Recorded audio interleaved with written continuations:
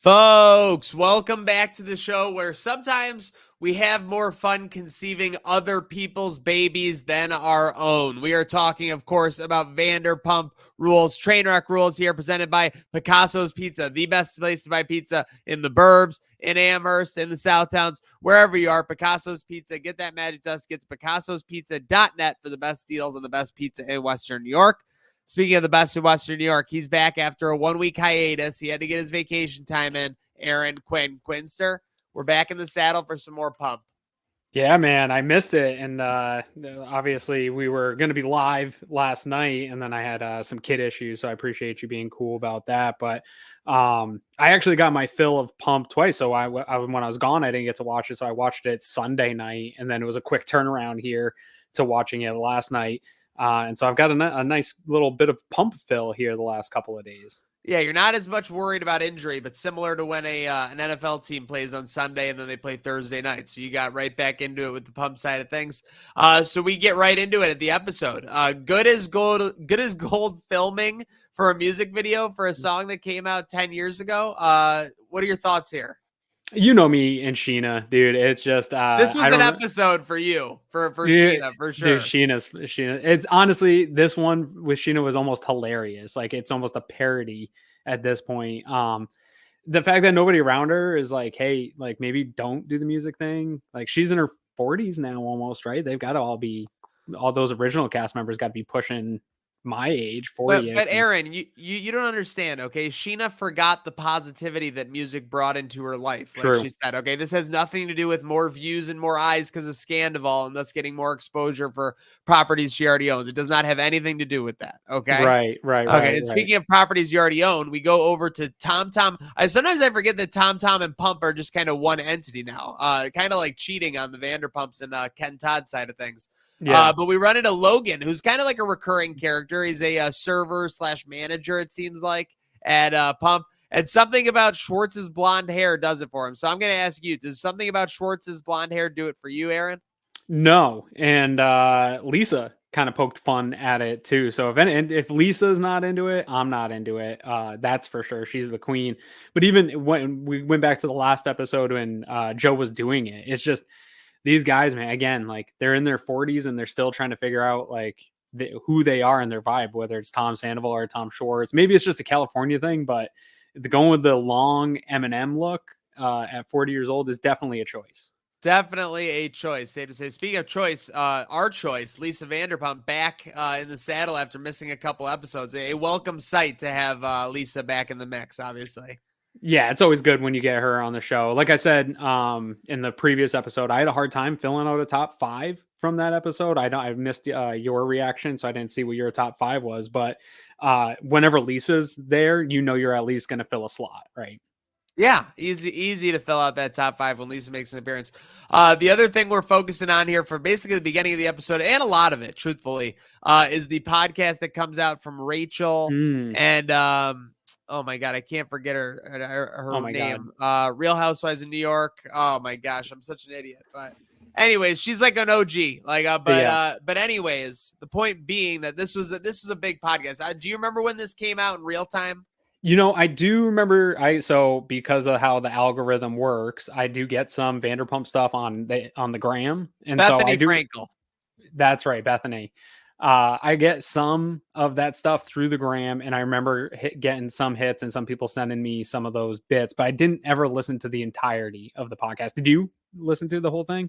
Well, yeah, when it came out, so my girlfriend and I were taking our like early summer walks at that point. So yeah, it was great to listen to. So now Frankel was crazy. She released this in 3 parts because again, like at this point, anything Sandoval was just printing money. It was an interesting podcast. This one, the nuts and bolts of it were that Raquel really said she was manipulated in the situation, that a lot of it wasn't shown, and that a lot of the Vanderpump like longtime characters kind of have privileges that she didn't have, et cetera, et cetera. So that was kind of big. That was big to learn. But you obviously to see this have a huge effect on Sandoval. This is the first time where I really felt bad for him on the show, by the way, where he says, I want to know what's being said about me. The fact that he said this out loud, Aaron, tells you that he's checking the comments. It tells you he's checking the DMs when he gets them. So all that hate, all that spew, have you ever thought for a second that maybe Tom was just going about his day with his vain, perspective and everything. No, he's seeing what people saying. And this was obviously a not fun time to be Sandoval, rightfully so, but not fun. Yeah, no, but I always assume that about Tom. He's such an attention seeker and he loves that stuff so much that I figured that is what was causing him the depression that we saw earlier in the season, is just how everybody was dragging on him. Like people like Tom, Sheena, Jax, those original cast member type people, they're absolutely checking Twitter, checking their Instagram. I mean, Sheena's talked about it openly in terms when she got photos taken with Sandoval and talking about how all the comments and the hate, like those people are for sure doing that. And even, dude, I'm sure you've got it too, even as like low scale, local, not like celebrities, but people that have big Twitter followings. Like, I don't even want to check my mentions or my name on that app because I know I'm going to see some bad stuff. So I couldn't imagine actually being a Scandival and having that go on. I would probably get rid of my Twitter and my Instagram at that point if I was him. So not great mental health exercise for him to look at the comments, but I agree with you. Definitely felt bad that he is one of those types of people that is going to be looking at the comments because I know they're not good. Yeah, not a lot good. And then we did have some good. You said this weirded you out a little bit, but the interaction between Lala and Lisa asking about having the sperm donor party the next day at her house. By the way, that you want to talk about cast privilege. Right. Trying to schedule a party at Villa Rosa a day in advance is fucking insanity. No, but this is where my brother gave me a hard time when we were on the cruise. I was talking about being a fan of Vanderpump, talk about the show and doing this. And he's like, it's not reality, right? And I was like, well, either is wrestling, but I still always enjoyed, like there is some script to this. And this is one of those scenarios where it's hard to see the reality. Like there's no way Lisa's just doing like oh yeah, come on over the next day and have all this stuff at my house. This was for sure planned. But some of Lisa's comments, like, I don't want everybody just like jerking off in my garden. Yeah, jerking off in that garden. I don't want you throwing sperm around in my house. Of course, there was some great comments from Lisa here. Let's put a bow on it. Let's just kind of have the sperm, the Jizz Fest sperm party. What were your thoughts?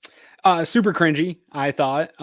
This for me, I don't know that I would need everybody else's input on it. It also was just like superlatives of a high school yearbook. Like you're just picking out the top guy in high school. So the whole thing's super cringy. And I felt bad for the guy, although it's a free plug for his cryo business there by being dragged out by Lala. But I think Lala's a bit of a mess this season, and this thing that she's doing, I think, plays into the mess of. She keeps talking about how soft she is and opening up to the wrong people and stuff, and this just feels like a culmination of whatever is going on with her.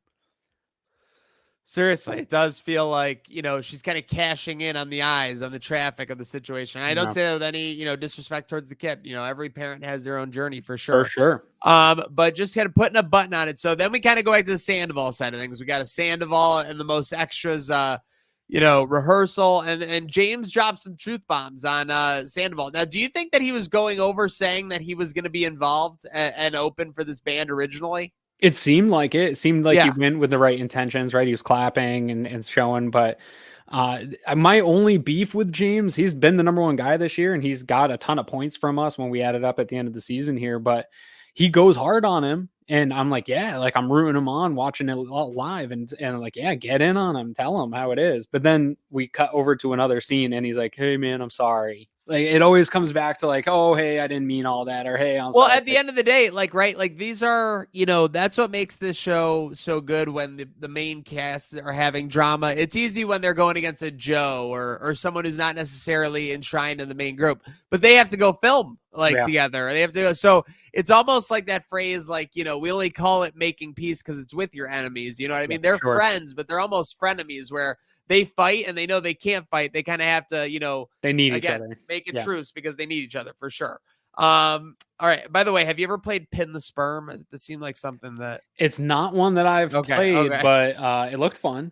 Okay. So we got Tom trying to rewrite history in the words of James. You're a liar. This is a joke to me. Says he's not going to, open for the band. Pretty funny. Go push some buttons on your laptop. Did you think they were going to come to blows? James definitely turned around like he was ready to get him. And here's the thing, like, I don't think James is a great DJ from anything we've seen, but if I was to pick who is the top musical talent on Vanderpump Rules, it's definitely not Tom. it's for sure going to be James Kennedy. Yeah, and I saw James Kennedy a month and a half ago. Great performance Was at it? Electric City in Buffalo. Yes, and by Nice. the way, this past week he performed at Coachella with Taylor Swift in the crowd for the full set. Wow. So pretty unbelievable. Pretty unbelievable. But then we have a flip flop on James storylines. We see him at home with Allie. Allie saying she might not want kids. We get kind of a, everything about James to me was showing growth in this episode. The exact growth that we talked about, the exact growth that we've credited him. I think that in past seasons, if Tom said go push buttons on a laptop, he might have swung on him. He might have done something. But in this instance, I think he was just kind of like, yeah, you are who I thought you were. Thanks for showing your like true sides. Then with the Allie thing, he's showing that growth, that he wants a family, et cetera, that he wants to plan for that. He's, devastated the idea that it could have been a year and a half of his life not moving in the right direction. So I'm loving to see this growth from our guy James. Yeah, and you know that about James though, the whole Raquel thing. Like he's one of those guys. I have friends like this that like I never saw them be single for more than a week. Like they really long for those things. They want them. And I think he's got real damage from the issues that they had with Raquel. I think that he thought that was going to be their life. And like you said, that was 5 years wasted.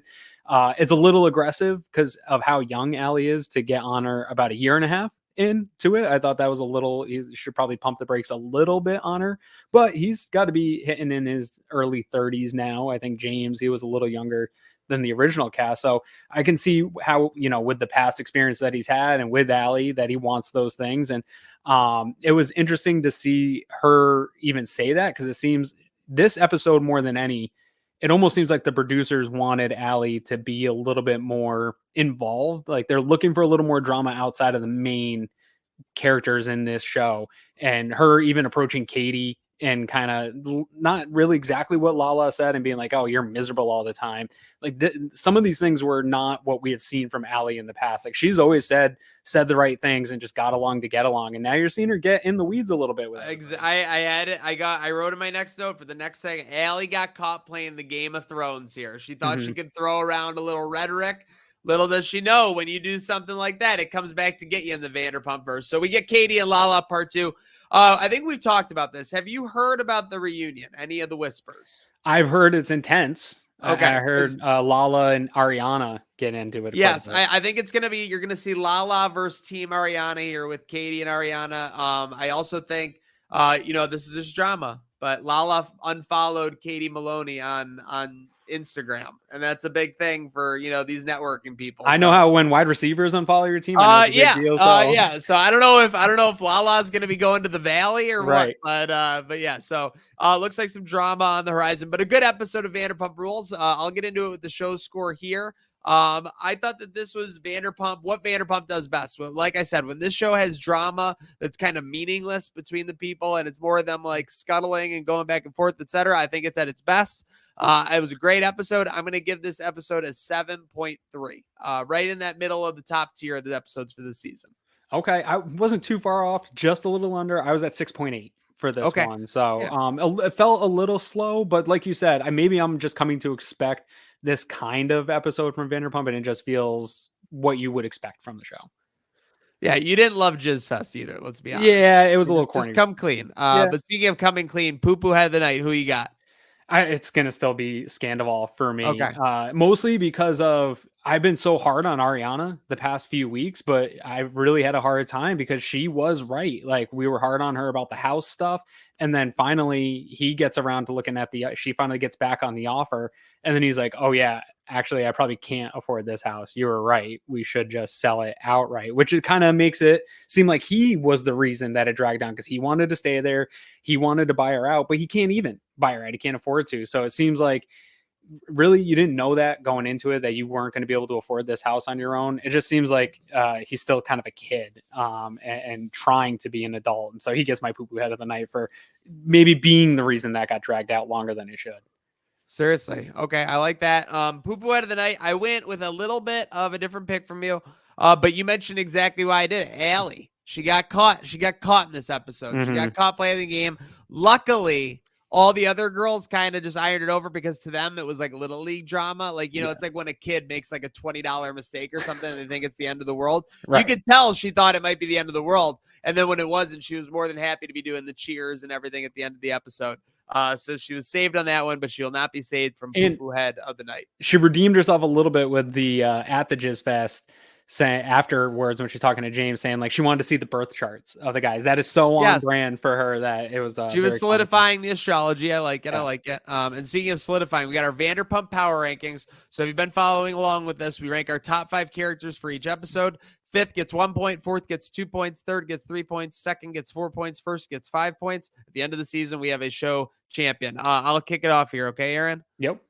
At 5th, we got Logan. He gets 2 segments in the episode. He's not a main character, but he gets 2 episode segments of FaceTime, so I'm going to give him 5th for the episode.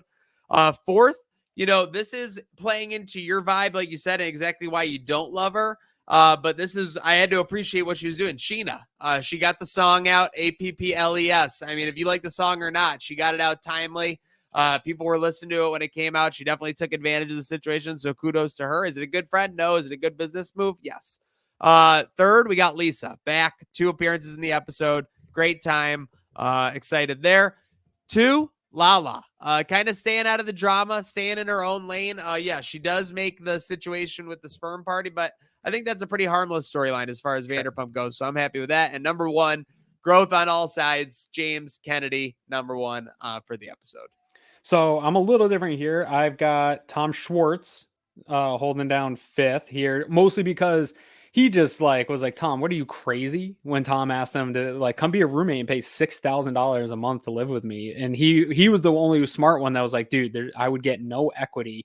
And then Tom's trying to talk him into getting a loan. He's like, dude, what are you talking about? Like, he is still the more mature of the Toms. So he gets some points there for me. I do have Lala at 4th, to your point. While I thought that was cringy, not that big of a storyline, kind of just filler, if you will, for it. But she is remaining, at least to this point, more mature than she's been in the past, in the same way that James is maturing in her own way. She's maturing. I've been hard on her a lot lately, but Ariana coming in 3rd because I do think she was right. I think she was in the right when it comes to the house. Now that we know Tom couldn't afford it, and that was kind of just a BS move by his part, saying that he was going to buy her out.